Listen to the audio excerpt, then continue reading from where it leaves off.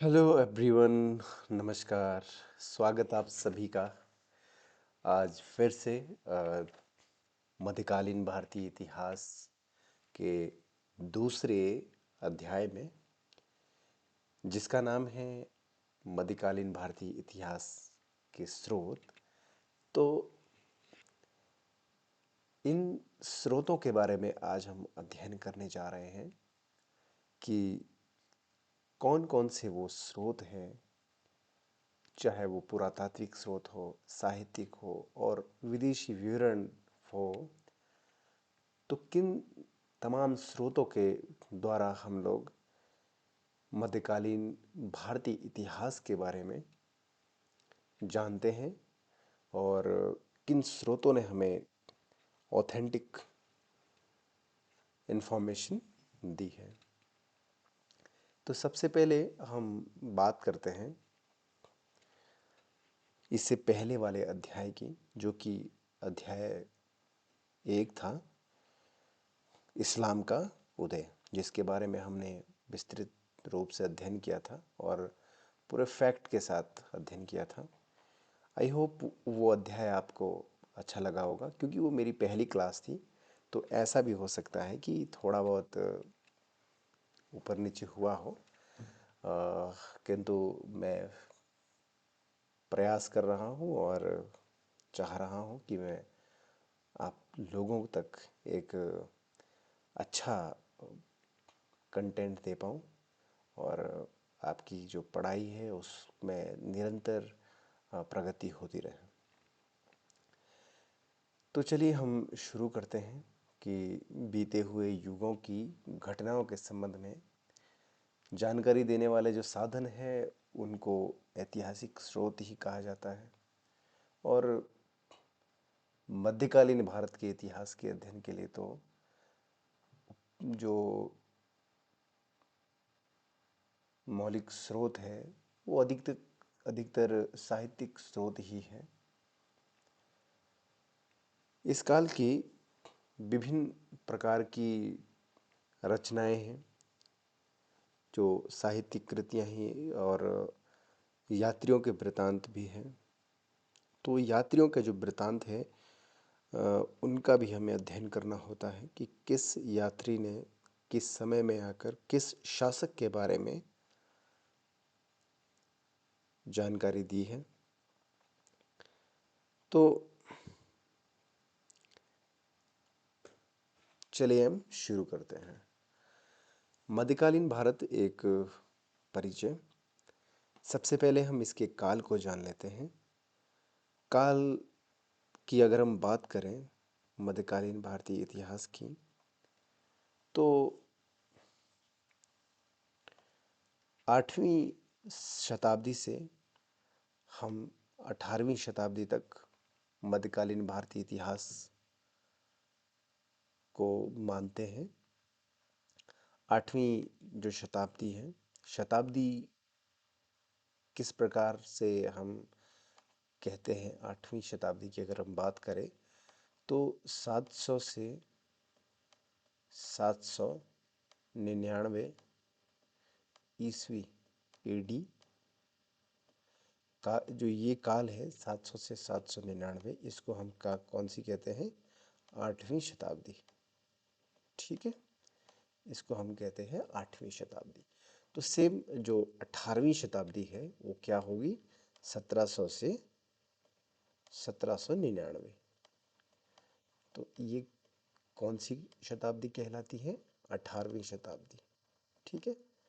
तो ये जो बेसिक जानकारी है ये आप सभी को होनी चाहिए, तभी आप इतिहास का अध्ययन बहुत आसानी से कर पाएंगे और कोरिलेट करने में आपको बहुत आसानी होगी। तो मध्यकालीन भारतीय इतिहास का जो काल हम मानते हैं वो मानते हैं 8वीं से 18वीं शताब्दी तक। वो बड़ा विस्तृत काल है। इस काल को भी हम दो भागों में विभाजित करते हैं। पहला तो है दिल्ली सल्तनत, जो कि 1206 से 1526 ईस्वी तक माना जाता है। और दूसरा आता है मुगल काल। कौन सा? मुगल काल। मुगल काल पानीपत का जो प्रथम युद्ध 1526 में होता है, उसके बाद प्रारंभ हो जाता है और 1857 तक ये इसको हम मानते हैं, क्योंकि तब 1857 की जो क्रांति हुई थी, जिसे स्वतंत्रता की प्रथम जिसे प्रथम स्वतंत्रता संग्राम भी कहा जाता है। और इसी तिथि को 1857 को जो अंतिम बादशाह थे दिल्ली के, मुगल बादशाह बहादुर शाह जफर, तो उनको अंग्रेजों ने कैद करके रंगून भेज दिया था। ठीक है, रंगून ये आपका म्यांमार में था। तो उनको दिल्ली से भेज दिया था, कहाँ, सीधा रंगून। फिर उन्हें अपना जो सारा अंतिम समय था वो रंगून में ही बिताना पड़ा। तो जैसे कि मैं कह रहा था कि दिल्ली सल्तनत और मुगल काल, इन दोनों काल को मिलाकर के ही हम मध्यकालीन भारतीय इतिहास का अध्ययन करते हैं। ठीक है। तो 1206 से 1526 ईस्वी सल्तनत काल, और 1526 से 1857 ईस्वी तक हम मुगल काल का अध्ययन करते हैं। तो ये शायद आपको समझ में आ गया होगा। अब हम बात करते हैं स्रोतों का महत्व। जिन स्रोतों के बारे में हम आज अध्ययन करेंगे, उनका क्या महत्व है। तो उनका ये महत्व है कि जो मध्यकालीन राजनीतिक, सामाजिक और आर्थिक परिस्थितियां रही, इन कालों की जो घटनाएं घटित हुई, उन तमाम चीज़ों को समझने के लिए हम इन विविध स्रोतों को आवश्यक मानते हैं, और इन विभिन्न स्रोतों को पढ़ने के पश्चात ही जानकारी प्राप्त कर पाते हैं। ठीक है। तो इसकी जो मुख्य श्रेणियां हैं वो हम साहित्यिक स्रोत लेते हैं, और पुरातात्विक और विदेशी यात्रियों का जो विवरण है। तो इस प्रकार हम तीन जो प्रमुख स्रोत हैं, इन स्रोतों से हम जान पाते हैं कि हमारा जो मध्यकालीन इतिहास है वो किस प्रकार से, क्या राजनीतिक, सामाजिक और आर्थिक परिस्थितियां तब रही, और हमारा जो संपूर्ण भारत देश है, हमारा भारतवर्ष, कब किस शासक के नियंत्रण में रहा, कब किस शासक ने किसके ऊपर चढ़ाई करी, और कब किस शासक ने कौन सा और किस प्रकार की आर्थिक व्यवस्था चलाई। और तो इस व्यापारिक स्थिति, चीजें। तो सबसे पहले ऐतिहासिक स्रोतों की अगर हम बात करें, हिस्टोरिकल सोर्सेज, सो बीते युगों की घटनाओं की जानकारी देने वाले साधनों को हम ऐतिहासिक स्रोत कहते हैं।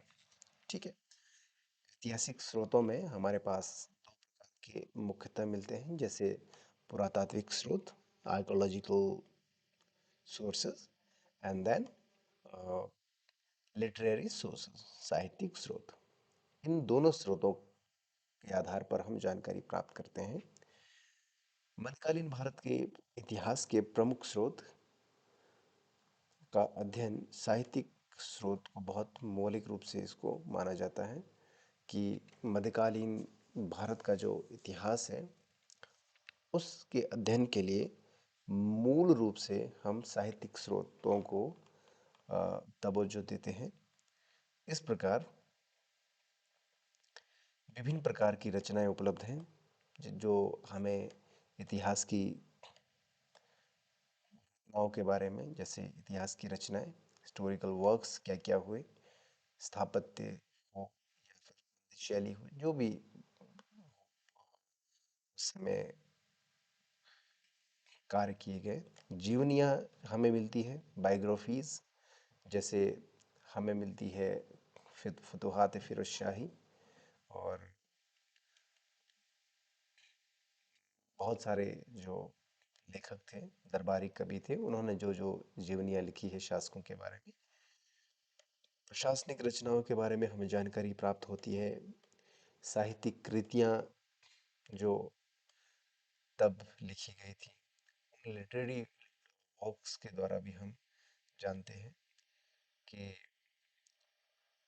साहित्य की दृष्टि से मध्यकालीन भारत में क्या क्या कितने कार्य किए गए। और अंत में आता है यात्रियों का विवरण, जो ट्रैवलिंग अकाउंट्स है, जो जो जिन जिन शासकों के काल में जो भी बाहर के अन्य देशों से भारत में यात्री आए और उन्होंने अपनी पुस्तक के माध्यम से जो लिखा वो हम तक पहुंचाया।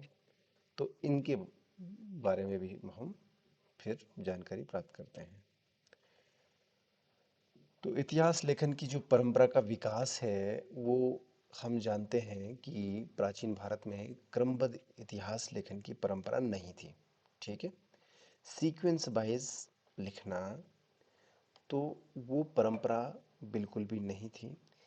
कि मान लीजिए अभी किसी ने 1206 के बारे में लिखा हो, 1206 से 1212 तक किसी ने अगर लिख दिया हो, तो ऐसा आवश्यक नहीं है कि दूसरे ने फिर उसको सीधा 1212 से उठाकर सीधा फिर आगे 1230 तक कर लिया हो, या फिर किसी दूसरे ने फिर आगे लिख दिया हो। ऐसा बिल्कुल भी नहीं। क्रमबद्ध इतिहास लेखन की परंपरा बिल्कुल भी नहीं थी।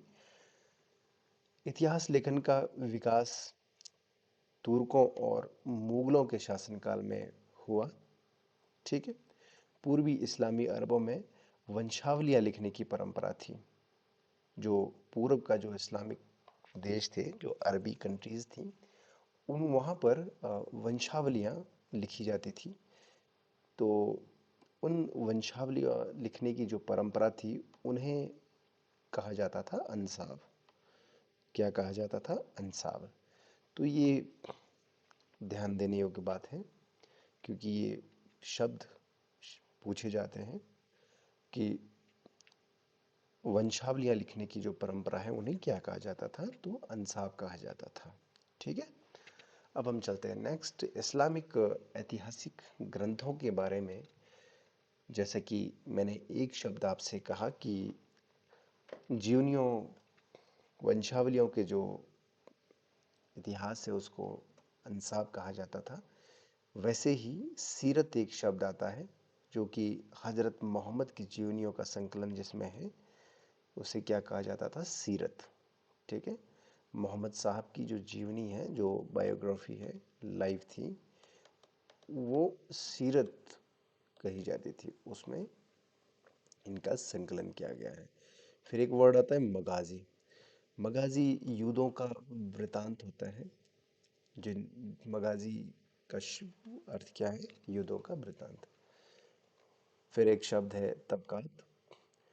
सामान्य इतिहास जिसमें विभिन्न समुदायों की जानकारी दी गई है, तो उसे क्या कहा जाता है? तबकात। जैसे तबकात ए नासिरी कहते हैं। ठीक है, तो इसका क्या अर्थ होता है? सामान्य इतिहास जिनका लिखा जाता है उन्हें तबकात कहते हैं। प्रशस्ति परंपरा की अगर हम बात करें लजीज, तो प्रशस्ति लेखन की जो परंपरा है वो प्राचीन काल से चली आ रही है। मध्यकाल में प्रशस्तियों के लिए मनाकीब और फजाइल, दो शब्द हम याद रखेंगे, मनाकीब और फजाइल शब्द का प्रयोग हुआ है। किस चीज़ के लिए? प्रशस्तियों के प्रयोग, प्रशस्तियों के लिए। मध्यकाल में प्रशस्तियों के लिए मनाकीब और फजाइल शब्द प्रयुक्त होते थे। ठीक है, इन रचनाओं में शासकों की उपलब्धियां, गुण और महानता का वर्णन होता था।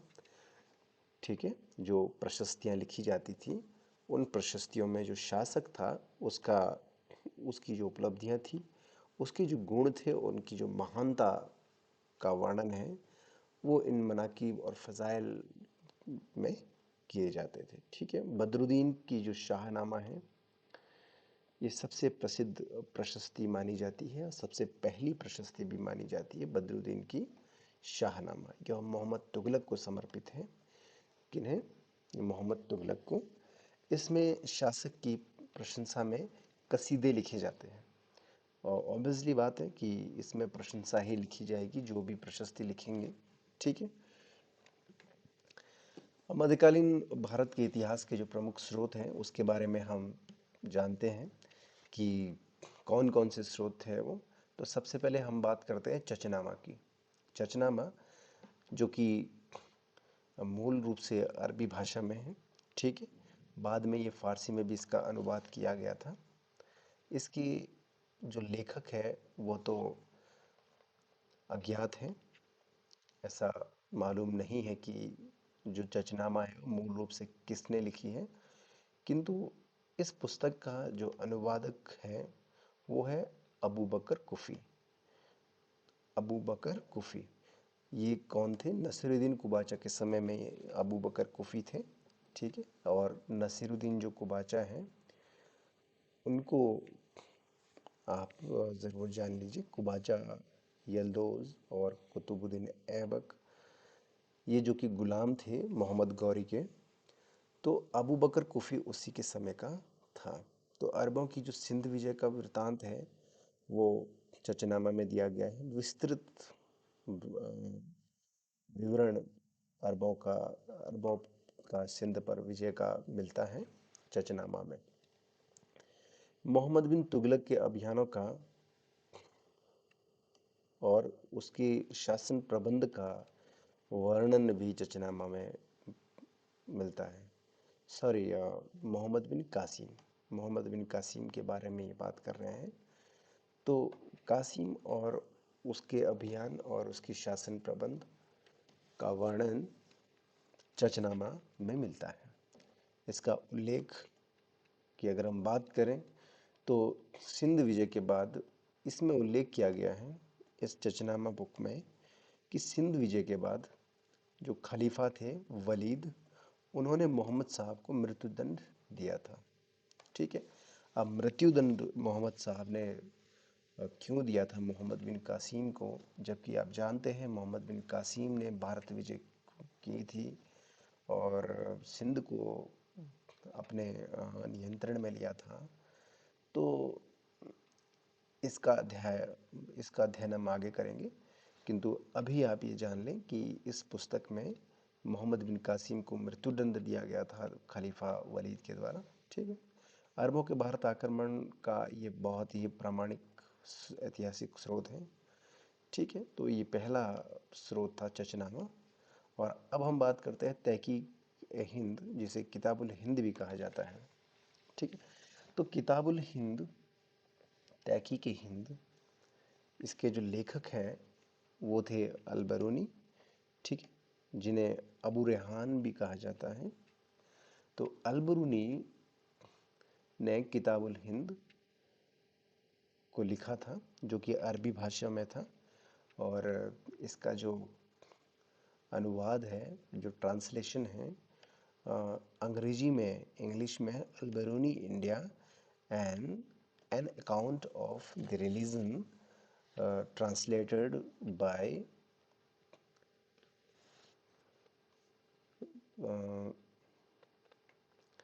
अंग्रेजी में ये किया गया था। तो जो इसका अनुवाद किया था वो क्या था, डाउसन ने, आई थिंक डाउसन ने किया था। एक मिनट आप रुकिएगा, नहीं सॉरी, सचाऊ ने किया था ये, सचाऊ ने, ठीक है। ये सचाऊ ने, सचाऊ के द्वारा इंग्लिश में Alberuni's India and an account of the religion translate किया गया था, ठीक है, तहकीक हिंद को। और फिर जो हिंदी में रजनीकांत शर्मा द्वारा इसका ट्रांसलेट किया गया था, ठीक है।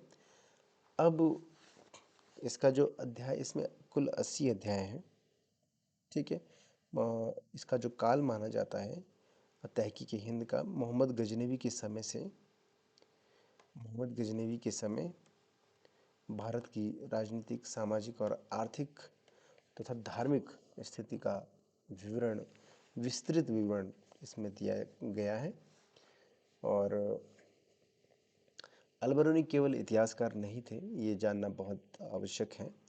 वह खगोल शास्त्री थे, भूगोलवेता थे, गणितज्ञ, औषधिविद, दार्शनिक और धर्मशास्त्री भी था।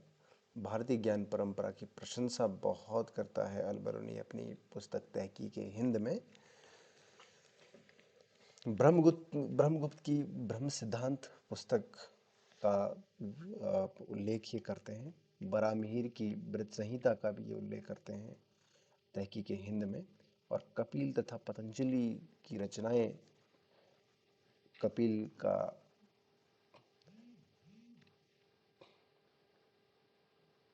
पतंजलि का योग और कपिल का जो न्याय दर्शन था उसकी भी रचनाओं का उल्लेख ये करते हैं। ठीक है। तो अब अगर हम बात करें कपिल का सांख्य है, सॉरी, कपिल का सांख्य और गौतमी का न्याय था और पतंजलि का योग, इनके बारे में कपिल का और पतंजलि का उल्लेख मिलता है। ठीक है। अब अगर हम बात करें सामाजिक जीवन की कि किसको क्या क्या खुद किताबुल हिंद में इन्होंने लिखा है, तो जाति व्यवस्था का विस्तृत वर्णन किया जाता है। दो ब्राह्मणों के बीच भोजन के समय सफ़ेद कपड़ा रखा जाता था। ठीक है। और अंतरजातीय विवाह बिल्कुल निषिद्ध था। विधवाओं का मुंडन किया जाता था। 8 प्रकार के अंत्यजों चांडालों का उल्लेख किया गया है। ठीक है।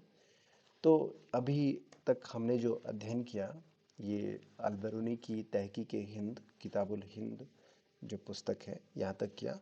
उसके बाद हम अध्ययन करेंगे बाकी के जो ऐतिहासिक स्रोत है, जैसे ताजुल मासीर की और तबकात नासिरी, और भी बहुत सारी ऐसी ऐतिहासिक स्रोत है, पुस्तक हैं। ठीक है। तो फिलहाल हम आज का जो अध्याय है वो यहीं पर कंक्लूड करते हैं। और मुझे लगता है आप सभी को ये समझ में आया होगा।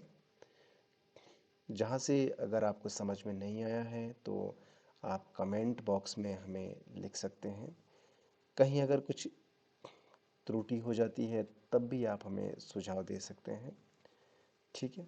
तो आप सभी का बहुत बहुत धन्यवाद इस क्लास को पूरा देखने के लिए। ऐसे ही अब बहुत जल्द हम लाएंगे मध्यकालीन भारतीय इतिहास के तीसरे अध्याय को, और ये जो यात्रा है हमारी भी ये निरंतर चली रहेगी। बहुत बहुत धन्यवाद। थैंक यू सो मच, और अपनी पढ़ाई को जारी रखें।